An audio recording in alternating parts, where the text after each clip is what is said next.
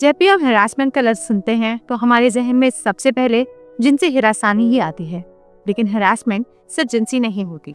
Harassment की बहुत से इकसाम हैं और इसका सामना आपको कहीं भी और किसी के हाथों भी हो सकता है। वर्क प्लेस हरासमेंट के बारे में बात करना जहाँ मुश्किल है, वही इसको मंजर आम पर लाने के गिर्द बहुत सी दीवारें खड़ी होती हैं। हरासमेंट को आसान लफ्जों में बयान किया जाए तो कोई भी ऐसा नापसंदीदा रवैया या अमल जिससे किसी भी इंसान में डर, खौफ या अदम तहफ़्फ़ुज़ का एहसास पैदा हो। सेक्शुअल हरासमेंट की बात की जाए तो वो किसी की जानिब से अनवांटेड कमेंट या लिबास पर तबसरे समेत अनकंफर्टेबल कर देने वाला देखने का अंदाज या बिना इजाजत हाथ लगाने जैसे इक़दामात हो सकते हैं, या इससे भी कहीं ज्यादा।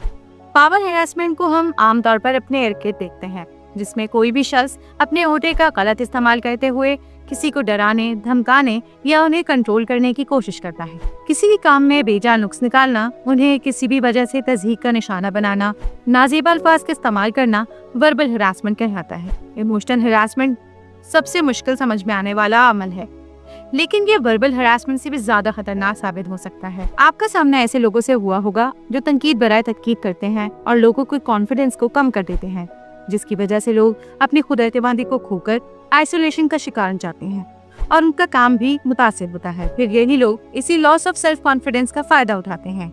ऐसे रवैये की उम्मी वजह इनसिक्योरिटी, हाई कंपटीशन या खुद अपनी ही ज़हनी सेहत ठीक ना होना है। ऐसे ही इक़दामात और रवैयों के बायस लोगों की मेंटल हेल्थ को नुकसान पहुंचता है, जो कि अक्सर इरिवर्सिबल होता है। हरासमेंट को रोकने के लिए सबसे अहम ये है कि वर्क प्लेस पर वाज़ेह और सख्त उसूल बनाए जाएं, पॉलिसीज पर सख्ती से अमल दरामद किया जाए और हरासमेंट के वाक़यात को रिपोर्ट किया जाए और रिपोर्ट किए गए वाक़यात पर सख्ती से एक्शन लिया जाए। विक्टिम शेमिंग या विक्टिम ब्लेमिंग के बजाय कल्प्रिट को ऐसी सजा दी जाए जो एग्जाम्पलरी हो और दूसरे विक्टिम्स को भी आगे बढ़कर इन वाक़यात को रिपोर्ट करने के लिए मोटिवेट करे।